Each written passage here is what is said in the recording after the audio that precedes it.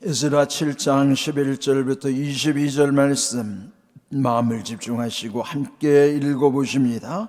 여호와의 계명의 말씀과 이스라엘에게 주신 율리의 학자요 학자 겸 제사장인 에스라에게 아닥사스다 왕이 내린 조서의 초본은 아래와 같으니라.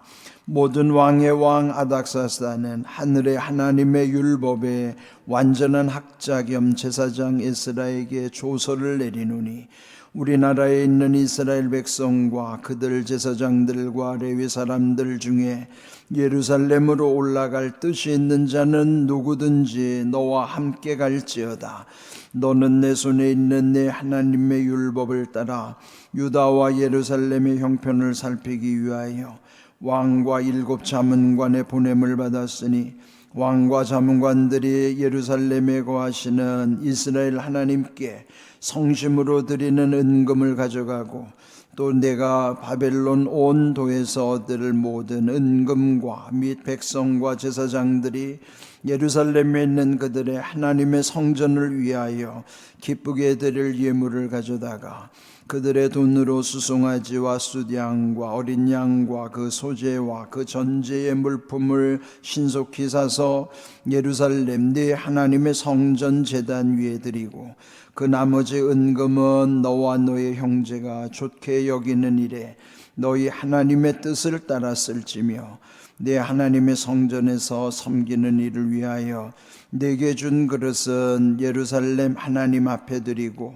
그 외에도 내 하나님의 성전에 쓰일 것이 있어서 내가 드리고자 하거든 무엇이든지 궁중 창고에서 내다가 드릴지니라.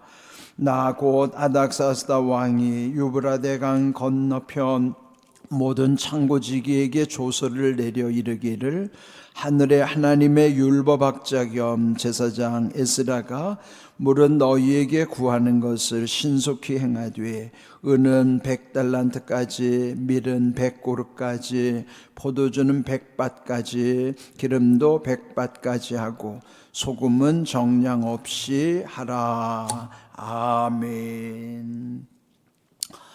에스라서는 전체 10장으로 되어 있어요. 그런데 앞서도 언급한 바와 같이 1장부터 6장까지는 성전 재건에 관한 내용이고, 그리고 이제 7장부터 10장은 본격적으로 왜 에스라가 이 에스라서를 쓰게 됐는가, 그리고 이제 1차 귀환의 지도자로서는 스룹바벨과 예수아가 약 5만 명을 이제 데리고 그것도 이제 성전을 재건하는 일에 있어서 우여곡절이 많았었는데 16년 중단됐던 그 성전을 다시 이제 마침내 20년 만에 이제 재건을 하게 되는 과정이 이제 6장까지였었어요. 그 다음에 이제 7장에서는 에스라가 2차 귀환의 지도자로서, 네, 여기 언급이 이제 나중에 나오겠지만은 1700여 명, 거의 1800명에 이르는 사람들을 또 다시 데리고 이제 2차로 조국으로 돌아오게 되는 것이죠. 그런데 이제 에스라는 지난 시간에도 이제 언급했던 것처럼 당시 바사의 왕 아닥사스다와는 아주 절친의 관계였어요. 아주 절친한 사이였기 때문에, 네, 어제 우리의 이제 그 말씀의 제목이 있었잖아요. 그가 원하는 모든 것은 다 이룰 수 있었다. 어제 제목이 구하는 것은 다 받는 자다. 그러니까 아닥사스다 왕에게 구하는 것은 다 받는, 그만큼 왕이 신뢰하고 신임하는 사람이었다는 것이죠. 뿐만 아니라 또 이미 앞에서 본 대로 10절에서도 에스라는 어떤 사람인가 하면은 또 그는 율법을 연구하는, 율법에 아주 정통하고 그 다음에 그것을 준행할 뿐만 아니라 또 그것을 이스라엘 사람들에게 가르치기를 결심하고 조국으로 이제 돌아오게 된 것이라 하는 것입니다. 오늘 읽은 말씀의 내용은 당시 황제였던 아닥사스다가 이제 그 조국으로 돌아가는 이 에스라에게 조서를 내리는 내용이에요. 왕의 명이죠.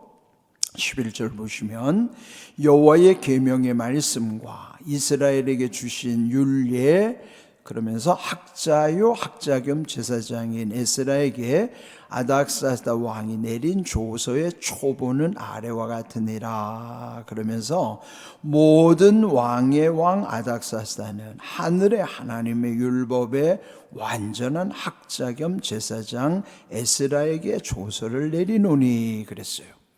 조서라는 것은 왕의 명을 이제 글로서 표현하는 것이죠.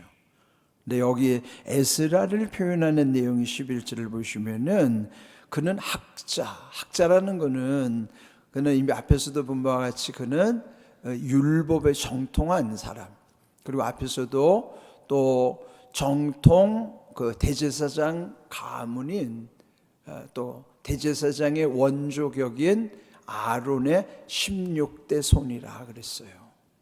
그런데 여기서도 학자, 또 학자 겸 제사장, 그리고 12절에는 완전한 학자 겸 제사장 에스라, 이렇게 이 아닥사스다 왕이 칭하는 거예요. 그런데 또 여기 아닥사스다 자신도 표현하기를 모든 왕의 왕인 아닥사스다가 이렇게 조서를 내리노라. 그러니까 아닥사스다는 당시 페르시아 제국 전체를 총괄하는, 다스리는 황제로서, 그리고 제국에 속한 그 속국들, 작은 나라들, 거기에는 또 그 왕들이 세워져 있겠죠. 그러니까 그 속국의 왕들 중에서도 왕인 사람이 아닥사스다. 그러니까 왕들 중에 왕. 그런데 이제 성경에서는 만왕의 왕은 하나님이시고 또 평강의 왕으로 오신 예수님을 이제 왕으로 일컫는 것이죠. 그러면 여기 이제 아닥사스다가 그 당시 왕으로서 이제 최고의 지존에 속하는 왕이지만 그가 하나님을 어떻게 표현했는가 하면 하늘의 하나님 그랬어요. 그러니까 땅보다도 하늘의 하나님이라는 것은 땅과는 비교할 수 없죠. 그러니까 하늘은 가장 높은 곳에 있는 것이에요. 예전에 이제 이 동양에서도 보면요, 어떤 그 권력의 서열에 대해서 언급한 게 있습니다. 그는 특별히 이제 옛날 그 춘추 전국 시대에 보면은 그 제자백가 시대가 있었잖아요. 그 중에 그 한비자라고 하는 법가를 대표하는 아주 중요한 그 사람이 있어요. 그 한비자의 말에 의하면 권력의 서열이 무엇인가, 왕에게 감히 말하기를 권력의 서열은 비리 법권천이라 말하고 있는 거예요. 비라는 거는 비리라고 그래요. 리는 이치고, 이치가 아닌 게 비예요. 비, 아닌 거, 거짓된 거, 사악한 거. 우리 살다 보면 비에 해당하는 거면 아닌 것들, 그 아닌 것들, 거짓된 것들은 리는 뭐 진리예요. 이치를 이길 수가 없어요. 마치 어둠이 빛을 이길 수 없는 것처럼 거짓은 진실을 결코 이길 수가 없습니다. 무슨 작당 모의를 하고 암중 모색을 한다 하더라도 비는 리를 이길 수가 없어요. 그런데 비리 법이라고 그랬죠. 리, 이치가 있다 하더라도 국가에서 정해놓은 법은 이길 수가 없다는 거예요. 그러니까 사람들이 마지막 법대로 합시다. 그래서 법으로 다 해결하려고 하잖아요. 그런데 옛날에 보면은 아무리 법이 정해져 있어도요, 황제의 권력은 이길 수가 없는 거예요. 그러면 황제의 권력이 다인가? 아니에요. 비리, 법, 권력 위에 뭐가 있냐? 천이 뭐야? 하늘이 있다는 거예요. 하늘이 뭡니까? 하나님이 제일로 강하신단 말이죠. 지금 아닥사스다는 자기가 왕이에요. 권에 속한단 말이에요. 비리, 법, 권이 가장 막강한데 바로 위에 천이 있다 이 말이야. 그러니까 여기 지금 아닥사스다가 제대로 고백하는 거예요. 자기는 권력으로서는 최고지만은 그 위에 비리, 법권 다음에는 천이 있는 거예요. 천, 하늘이 있다는 거예요. 하늘. 하늘에 하나님이 계신 거예요. 우리가요, 하늘, 옛날에 우리 조상들은 하늘이 두렵지 않냐고 그러잖아요. 하늘을 두려워해야 돼요. 우리의 표현은 하나님을 두려워해야 된다 이 말이에요. 왜요? 하나님은 권력도 다스리지만 권력 밑에 법도, 이치도, 비리도 다 하나님은 심판하시기 때문에. 그래서 권력의 서열이 비리, 법권, 천이라 이 말이에요. 비는 리를 이길 수가 없고, 리는 법을 이길 수가 없고, 법은 권력을 이길 수 없지만 권력은 하늘을 이길 수가 없다. 그게 뭐야? 하늘의 하나님이 가장 강하신 분이라는 거예요. 그래서 우리가 누굴 믿어요? 예? 우리가 권력을 믿는 게 아니에요. 천을 믿는 거예요. 하늘을 믿는 거예요. 하나님을 믿는 거예요. 우리가 믿는 하나님은 그런 하나님이라 이 말이에요. 그런데 어떻게 감히 속이냐 말이죠. 하나님을 두려워하는 사람은 이 간사하게 살지를 않아요. 야비하게 살질 않습니다. 이간질 안 시킨다 이 말이에요. 이거 잘 생각해야 돼요. 하나님을 두려워하는 사람은 권력도 두렵지 않지만 법도 두렵지 않아요. 이치도 두려워하지 않아요. 하나님만 두려워하는 사람은 그 밑에 거는 두렵지가 않아요. 그래, 하나님을 두려워할 줄 모르는 사람은 모든 것이 다 두려움의 대상일 뿐이에요. 여기 온 아닥사스다가 자기가 왕들 중에 왕이지만 그 권력의 지존에 있지만 그 위에 하늘에 하나님이 있다는 걸 고백하는 것이 대단한 거예요. 하나님을 믿지도 않는 이방의 왕이 아닥사스다가 하늘에 하나님을 고백한다? 이게 엄청난 거예요. 동양의 그 중국에서 하나님을 알지도 못하는 한비자가 비리, 법권, 천의 이 원리와 진리를 어떻게 알고 얘기를 했을까? 저는 이런 모든 게 하나님의 섭리 가운데 우리에게 주시는 계시적 사건이라고 봅니다. 성경은 특별 계시를 말하지만은 그런 모든 인문학적 소양이나 세상의 모든 이런 사상들 속에는 일반 계시가 담겨져 있어요. 하나님의 일반 계시. 그러나 성경은 예수 그리스도를 우리에게 계시해 주신 특별 계시의 말씀이에요.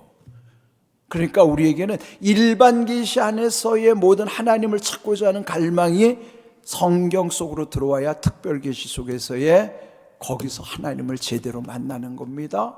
제대로 하나님을 만나야 인생이 제대로 서는 거예요. 그래서 여기 지금 이렇게 고백하는 것이 얼마나 대단한 것인가.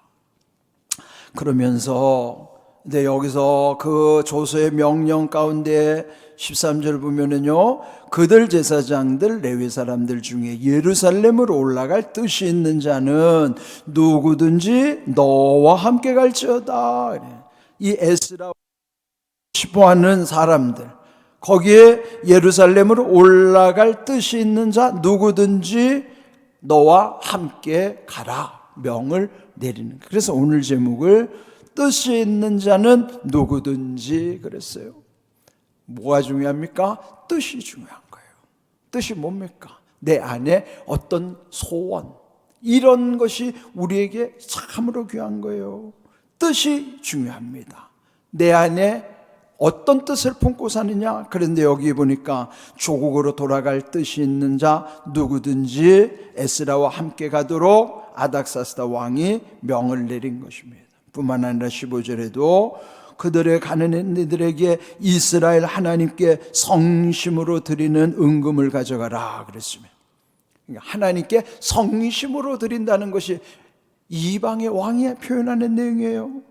뿐만 아니라 16절에도 보면은 네가 바벨론 온도에서 얻을 모든 은금 및 백성과 제사장들이 예루살렘에 있는 그들의 하나님의 성전을 위하여 기쁘게 드릴 예물을 가져다가 그랬어요. 예물을 어떻게 표현했어요? 기쁘게 드리는 것이 예물이라는 거예요. 우리가 하나님께 드리는 건요, 억지로 하는 게 아니에요. 여러분, 억지로 하지 마세요. 기쁘게 해야 돼. 드리는 것을 하나님이 기뻐 받으시는 것이지, 하나님께 드리는 것은 억지로 하는 게 아니라 자원하는 거예요. 기쁨으로 하는 거예요. 그래서 여기 보면은 이 아닥사스다는 지금 하나님을 알지 못하는 이방의 왕인데 어떻게 하늘의 하나님이라고 고백하면서 또 하나님께 성심으로 드리라고 그러고 기쁘게 드릴 예물이라고 이렇게 표현을 했습니까? 그게 대단한 거죠. 또 18절 그리고 그 성전을 위하여 나머지 드린 다음에 남은 은금은 너와 너희 형제가 좋게 여기는 일에 너희 하나님의 뜻을 따라 쓸지며, 남는 것도 함부로 쓰는 것이 아니고 하나님의 뜻을 따라 쓰라 하는 거예요. 이게 지금 이방의 왕이 하는 말입니다. 예? 이방의 왕이 남는 게 있으면 그럼 뭐예요? 성전을 짓고도 남을 만큼이나 지금 다 가져가게 하면서 남는 것이 있을 때는 그 또한 너희 형제들이 좋게 여기는 일에, 그럼 뭐예요? 형제들을 위해서, 그러나 하나님의 뜻을 따라 쓰라 그러는 거예요. 이게 우리에게 주시는 소유에 대한 거예요. 우리가 먼저 하나님이 주시는 소유를 먼저는 구분해서 하나님께 바치잖아요. 그게 11조 예물이에요. 11조는 억지로 드리는 게 아니에요. 먼저 하나님 걸 구분해서 11조를 드린 다음에 나머지 10의 9에 해당하는 것도 그걸 내 마음대로 쓰는 것이 아니라 하나님의 뜻을 따라 쓰라 그런 뜻이란 말이에요. 그러니까 모든 게 하나님께 드릴 뿐만 아니라 그다음 모든 사람들과의 관계 속에서도 하나님이 기뻐하시는 뜻을 따라서 모든 일을 행하는 것이죠. 그러니까 우리는 늘 하나님의 중심 속에서 모든 일을 이루어가는 것입니다. 또 20절 그 외에도 내 하나님의 성전에 쓰일 것이 있어서 네가 드리고자 하거든 무엇이든지 궁중 창고에서 내다가 드릴지니라. 궁중의 창고가 이제 곳곳에 있는데 필요하다면 언제든지 하나님께 드리고자 하면은 드릴 수 있도록 왕이 그것마저 다 조치를 하는 것입니다. 뿐만 아니라 이제 21절 끝에도 보면은 에스라가 물은 너희에게 구하는 것을 신속히 행하되, 그러니까 모든 것을 신속히 지체하지 말고 이루라 하는 것입니다. 그 다음에 여기 22절 은 100달란트, 밀 100고르, 포도주 100밭, 기름 100밭, 그러나 소금은 정량 없이 하라. 그러니까 소금은 생필품이니까요. 나머지 거는 그저 아쉬운 대로도 사용할 수 있지만은 소금이라고 하는 거는 뭐 지금은 좀 흔한 것이 되었지만 옛날의 소금이라는 귀한 거예요. 그러니까 그 소금은 가져다가 쓸 때 아낌없이 하라는 거예요. 필요한 대로 정량 없이, 정해진 양 없이 감당할 수 있도록 왕이 조치를 내린 거예요. 이렇게 에스라가 왕에게 요구하는 모든 것, 요구하지도 않은 것까지 더해 주시는 겁니다. 자, 사람과의 관계도 이 정도란 말이죠. 그러면은 사람과 그 정도면은 우리가 하나님과 친밀한 관계면은 하나님은 아닥사스다보다 못할까요? 더 하실까요? 그게 중요한 거예요. 아닥사스다는 왕이니까 왕으로서 자기가 할 수 있는 최선을 다하겠지만, 사람으로서도 그 정도로 하는데 하나님과 우리가 친밀한 관계를 맺으면은 그보다 못 하시겠어요? 더 하시면 더 하시지. 그게 하나님의 은혜라 이 말이죠. 그래서 우리가 모든 일을 할 때 하나님이 기뻐하시는 일을 온전히 감당해야 되는 거예요. 오늘 여기 주신 말씀처럼 하나님이 우리에게 하시는 모든 일을 어떻게 이루어 가시는가? 빌립보서 2장 13절 말씀 우리 함께 읽어봅니다.